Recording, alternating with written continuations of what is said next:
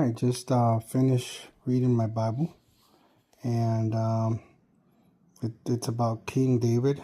Um, Saul already was, they were burying. It talks about the burial of Saul. His people were burying Saul, and David was taking over the kingdom. God anointed him to be king of his people. And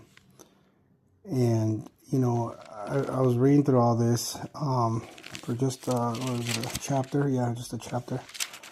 And there's a lot of war here. A lot of David, because David's family and Saul's family after his death, after Saul's death, they went to war, and they because I guess Saul's family didn't like David, and David was anointed by God, and he was the next king.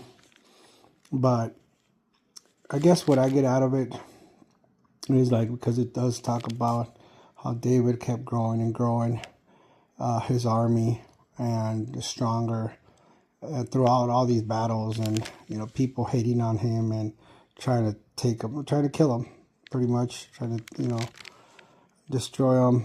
And what I get out of it is that sometimes in life it's something similar. God has appointed us to do something, and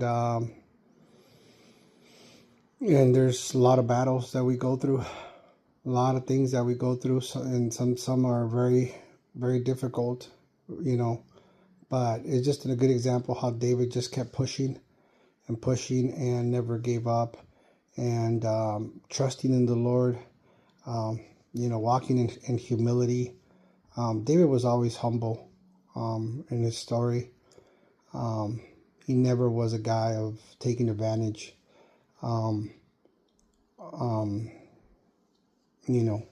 He was a man that pretty much his heart belonged to the Lord. He loved the Lord with all his heart, all his strength, all his mind, and he was a good example. But I guess the story here is staying strong, keep pushing forward no matter how hard it gets.